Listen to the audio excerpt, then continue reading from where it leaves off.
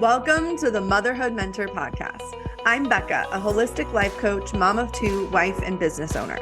This is a podcast where we will have conversations and coaching around all things strategy and healing that supports both who you are and what you do. So grab your iced coffee or whatever weird health beverage you are currently into, and let's do the damn thing.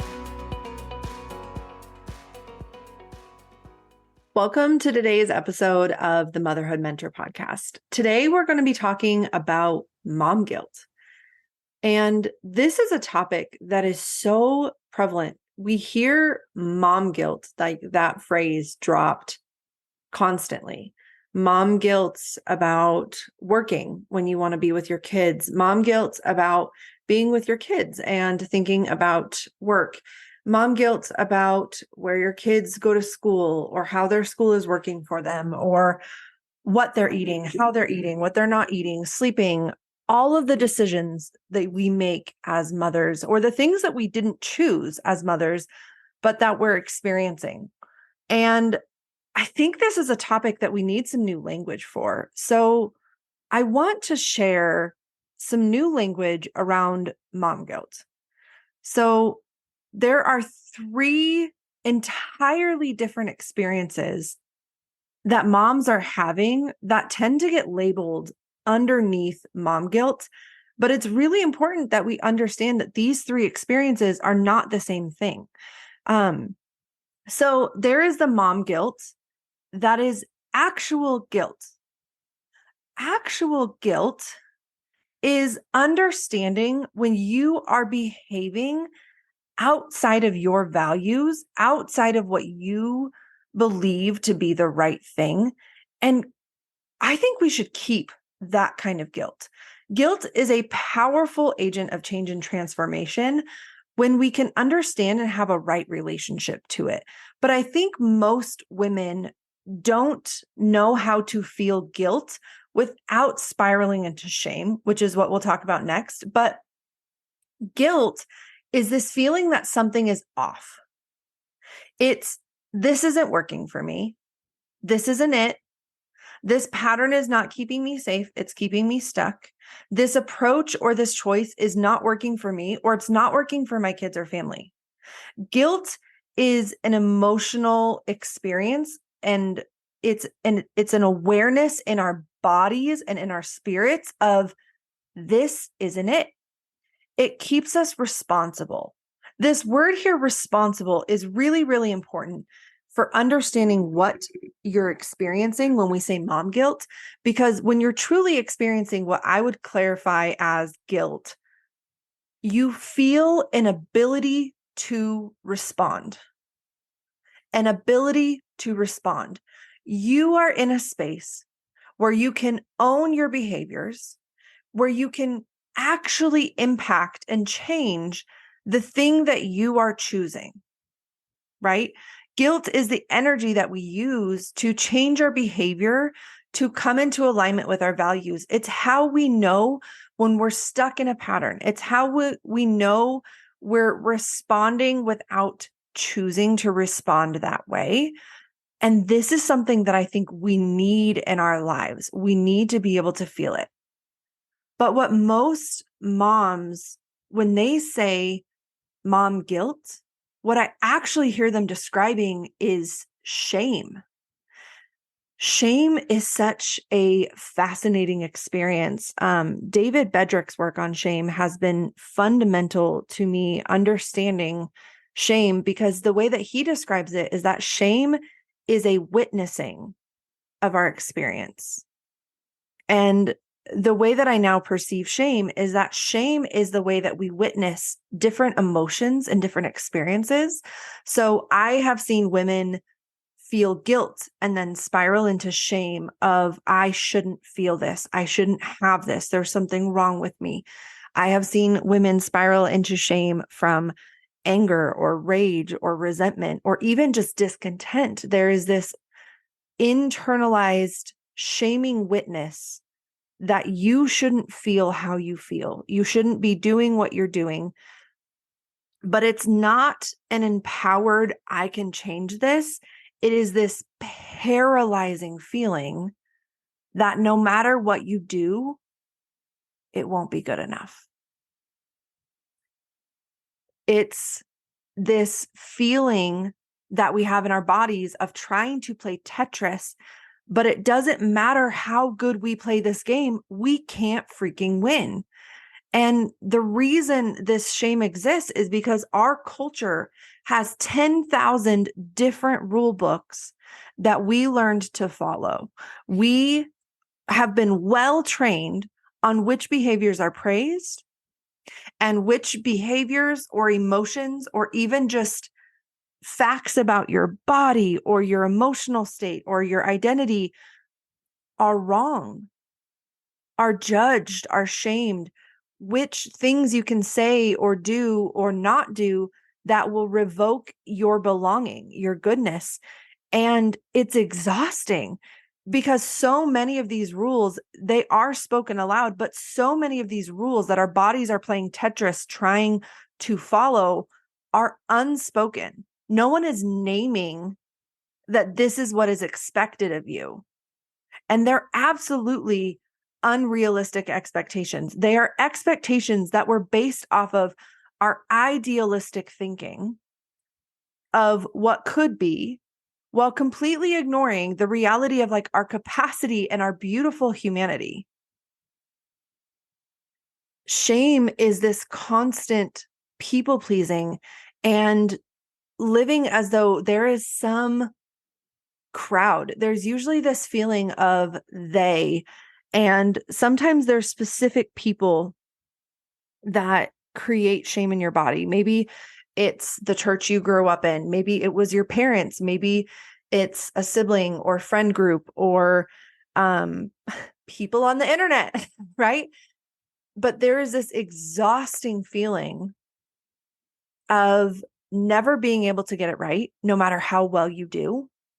And it's like running on a hamster wheel. We're trying to outrun this internal shaming witness.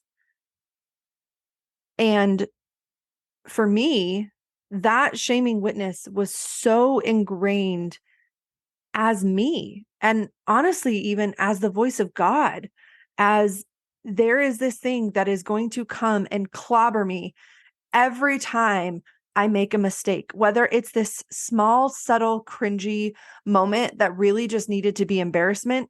There is this witness that comes in and just clobbers my body with this feeling of wanting to just like bury my head in the sand.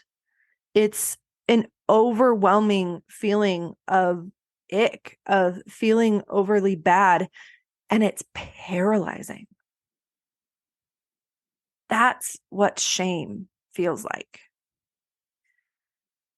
And so if you are saying you're experiencing mom guilt, but there is this paralyzation of there's nothing you could do about it, or even if you did do something about it, it wouldn't be good enough or it wouldn't fix it. That is not mom guilt. That is shame. And the really hard thing about shame is that it was created in community. So the thing that breaks off shame is community, is being with people who unshame the thing that you're experiencing. It's being with someone who witnesses what you're experiencing and responds with health and generosity and love and compassion and curiosity. And the way I describe it to women being is when you are out of alignment with your values, guilt comes in and holds you accountable and says, this isn't it. Shame comes in and says, you're a piece of shit. I can't believe you did this again. What is wrong with you? Who do you think you are? How dare you? And sometimes people experience shame as thoughts, as this over intellectualizing and anxiety and perfectionism that's very practical, and there's thoughts aligned with it, and there's very tangible stories. But what I've experienced also, both with myself and the women that I work with, is that shame can just be in your body. You feel it in your body in the restriction of there's something I want to do, but I can't do it. I feel bad. I feel so much discomfort that I don't feel like I can do anything or tell anyone. And It's this feeling in our bodies of the gas and the brakes at the same time. We cannot move. We are paralyzed, but we're buzzing with this energy that feels terrible. So often, the remedy to shame is knowing who we can go to who will unshame us. It's witnessing, it's finding a part of you, even if it's a small part of you that can witness that, like, this shame is rising up to try to keep you following the rules so that you can be safe, so that you can belong. But it doesn't work. And so knowing there has to be a part of you that rises up with boundary, especially if these are abusive feelings or thoughts or behaviors that come up when you're in shame, there needs to be a boundary with that. When I am in shame, here's what I'm going to do. I have a rule for myself, that a boundary, I would rather call it a boundary than a rule, that when I'm experiencing shame over something, I need to text or call one of my friends within 24 hours and let them know. And tell them what I'm going through, tell them what I'm feeling, tell them what I'm experiencing. And I've given myself permission to know which people I can trust to have a response that is unshaming, even if it does hold me accountable to the part of me that might be feeling guilt, to the part of me that might not be showing up in action. Because if they can hold me with curiosity and compassion and grace and tenderness, I know that I'll be able to move out of that paralyzing shame and be able to move into or through whatever it is I'm experiencing. So, are you experiencing mom guilt, or is it mom shame? Is it this feeling that it doesn't matter how hard you try, you seem to be screwing up this motherhood thing no matter what you do? That is shame. That is not guilt. The only I'm probably going to record a whole nother episode on this, but our culture has so much information around how we should do this parenting thing, on how to make sure not just that we're not royally effing everything up, but how to make sure we're doing it so perfectly. There is this godlike expectation that if you just do everything right, you can prevent any harm from coming to your children. And it's no longer this like, oh, just keep them away from like big T trauma and physical, like massive injury. No, there is now this expectation that we can somehow parent in a way that prevents any slight discomfort or fits or behaviors or emotional damage or relational damage, that we can keep or create an environment so safe and loving that our children will not have to experience the reality of being human. And it's freaking exhausting, and it doesn't work. It doesn't work. And this is leading in the line of perfectionism, because perfectionism and shame are two sides to the same coin. It's, if I can just do it perfect enough, I can prevent any harm, or I can create this perfect business, this perfect motherhood, this perfect business, this perfect body, this perfect marriage, this perfect home. And nobody uses the words perfect. They use the words balanced. They use the word gentle parenting. We use all kinds of different phrases. But the reality is, when we're looking at it as an expectation that is realistic, we are creating an environment that breeds shame like wildfire. And it is paralyzing mothers. It is paralyzing very intelligent, capable women and making them feel overwhelmed, even when they are killing it. And it's so important that we start to label this as not mom guilt, but shame. I am being told that something I'm doing is wrong, and we need to call it what it is. It's bullshit. it's not realistic. And listen, I have real high standards for myself as a mom. I have really high standards for myself as a person. I don't want to lose those standards. I don't want to lose that part of me that says, I want healing and health and growth and life to be thriving in myself and in my family and in my children and in my business and in my home. And I want that. And I refuse to not want that. But guilt keeps me aligned with that purpose and with that value. Shame has me running on a treadmill of never freaking being able to enjoy the beauty that is all around me because I'm trying to outrun my humanity. I'm trying to outrun the reality that I am not God. Far from it. I am not God, and I never get to be God. I never get to be this perfect parent that I want to be. This vision that I have of myself and motherhood, that's great to give me a vision of direction, but that cannot be a measurement of my worth because it has to also bring in who I am as a human. The fact that I have limits, the fact that I have a nervous system and an animal body that is just not going to meet up to this idealistic version for myself. And that's no longer a problem for me. And so this whole mom guilt thing, it gets to be something that I'm aware of when it's serving me and my family and when it's not. Is it working? Is it helping you to move in the right direction? If not, it's not mom guilt, it's mom shame.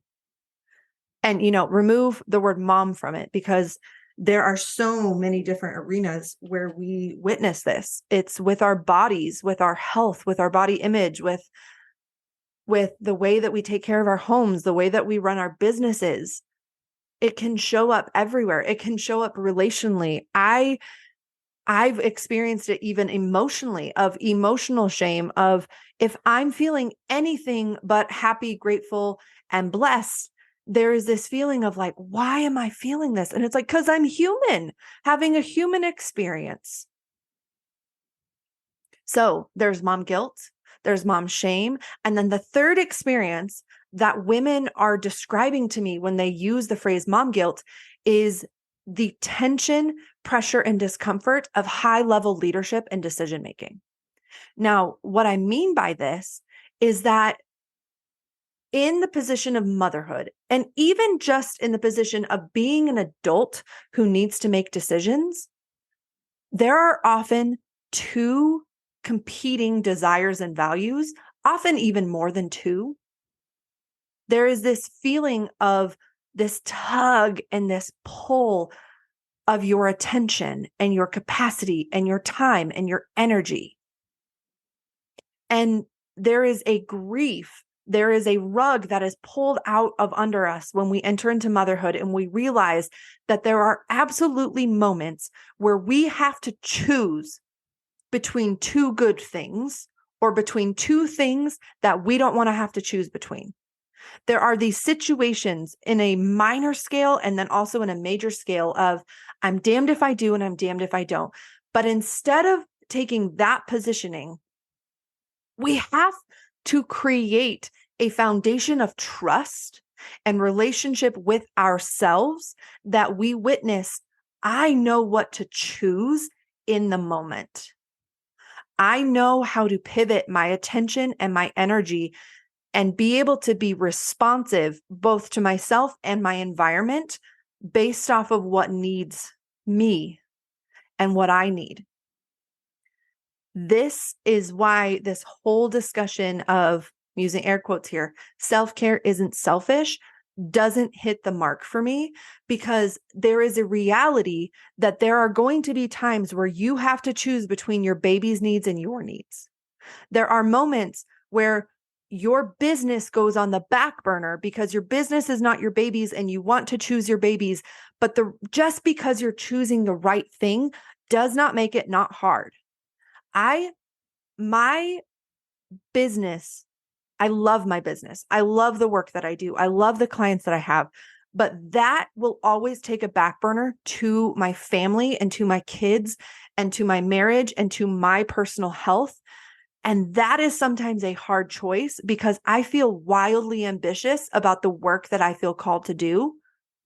And sometimes that has to get put on the back burner because my family needs me in a way that doesn't allow capacity for my business.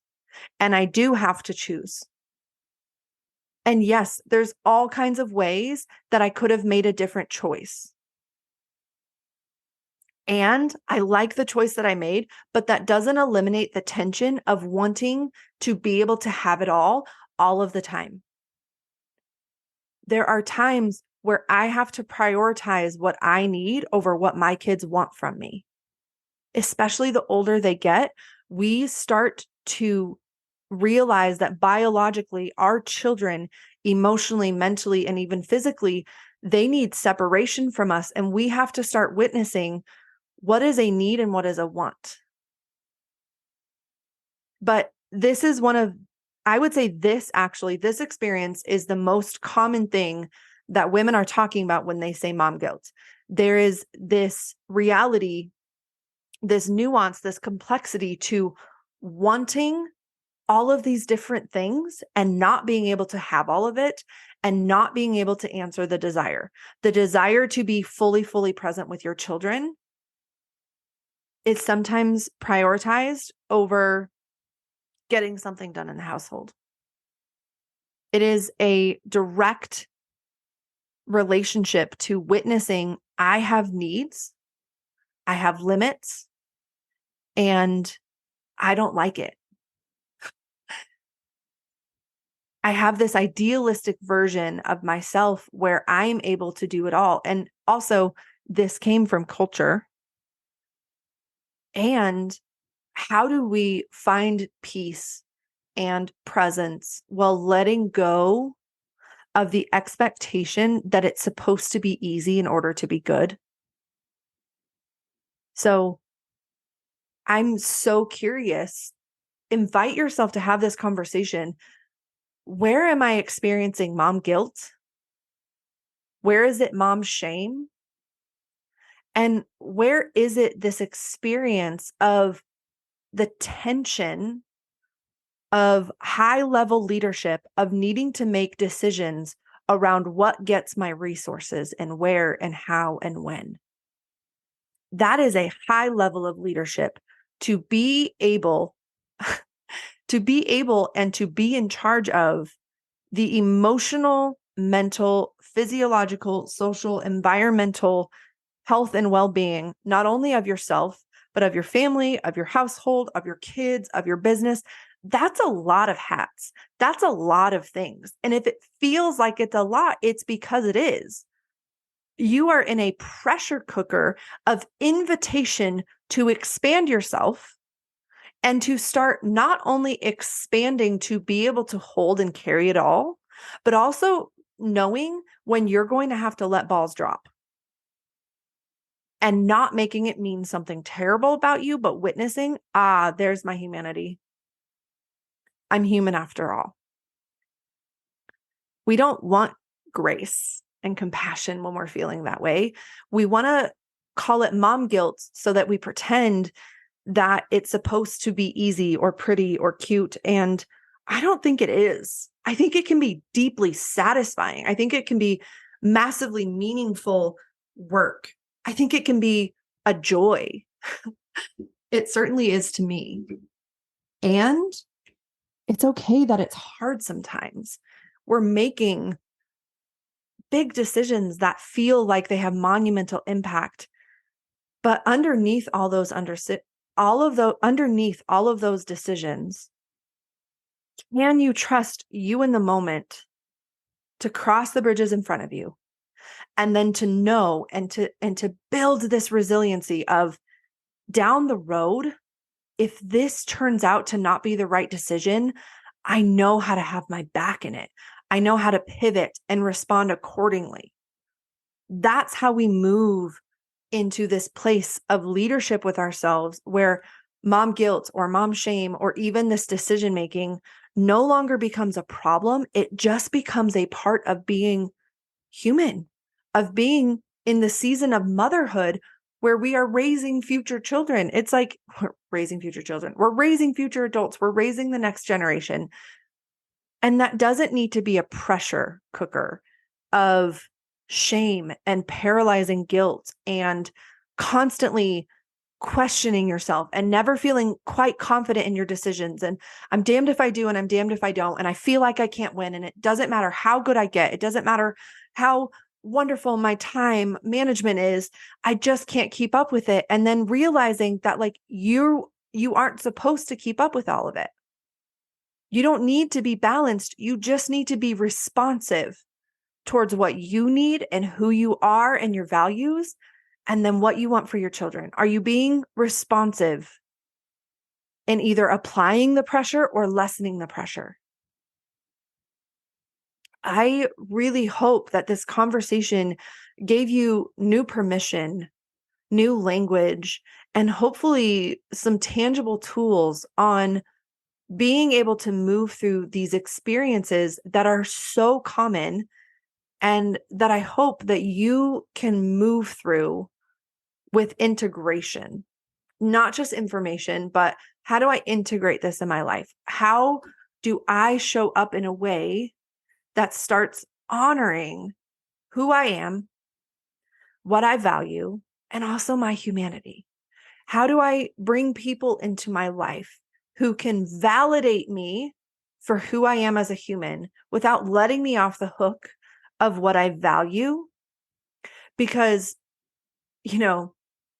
if someone I loved was deeply struggling with them and I came out with them with shame, it would injure them.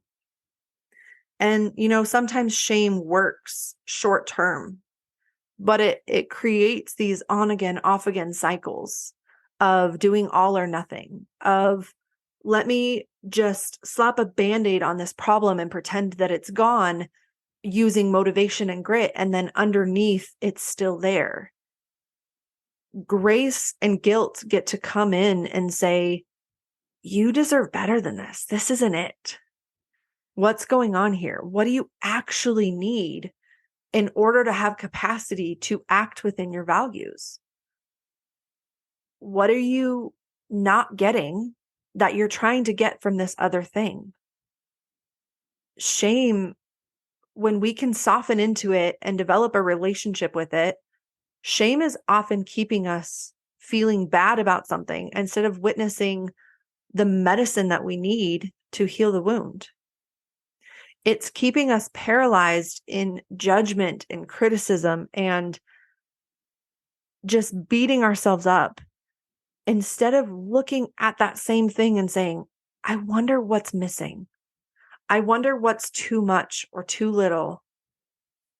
And I really do believe that shame is not one of those things that we can individually head on take by ourselves. I think especially after a while of doing this work in community or with a coach or with a therapist, you develop enough self-energy, you develop enough grounding in a part of you that is not shamed, that you're able to work on this and have your own back. And I really, truly believe that this is one of those areas that we need to stop trying to be self-sufficient. And we need to be having conversations in rooms of women and family and friends where we can speak truth to what we're feeling and experiencing so that other people can hold us and look at us with love or acceptance or belonging, even when we share that shameful thing, because that is what heals that.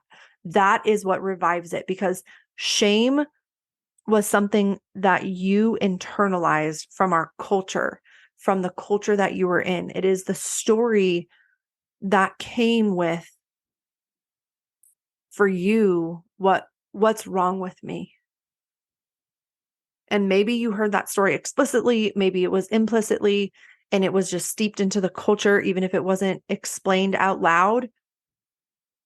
But this is why it's such a beautiful thing to be in culture and even just to be in community. And one of the reasons why I'm starting this podcast is so that we can have conversations that unshame your experience and what you're feeling and what you're doing, right? The behaviors that you're doing or that you're not doing, that you're experiencing guilt or shame or this complex tug and pull between two different values. I want to give language to that. I want to give empowerment to that so that you trust yourself to have those experiences and be able to move through them, because they're human experiences. I haven't gotten rid of shame. I haven't gotten rid of mom guilt. I haven't gotten rid of this tension of needing to choose and this weight of leadership that I believe we take on as parents. I haven't gotten rid of any of those things, but I have learned how to relate and respond to them and parent them and have boundary in appropriate places. I've learned when they need pressure and when they need grace. I've learned when this is something that I need to do myself and when I need to resource out to someone else to help me. That's what I'm hoping that you take from this episode, that you take some time to look at those areas of your life that you're experiencing this shame or this guilt or this tension, and you actually pay attention to it. Not with an over intellectualizing of needing to figure it all out, but of like placing your hand on it and saying like, what's going on here? I need to see what's going on underneath the surface of what I can see to what I'm feeling and experiencing so that I can understand this. I really hope that today's episode served you well, and I'll see you next time. Thanks for hanging out today on the Motherhood Mentor Podcast. If you loved today's episode, share it with a friend or tag me in your stories on Instagram so that we can connect. Take up audacious space in your life, and I'll see you next time.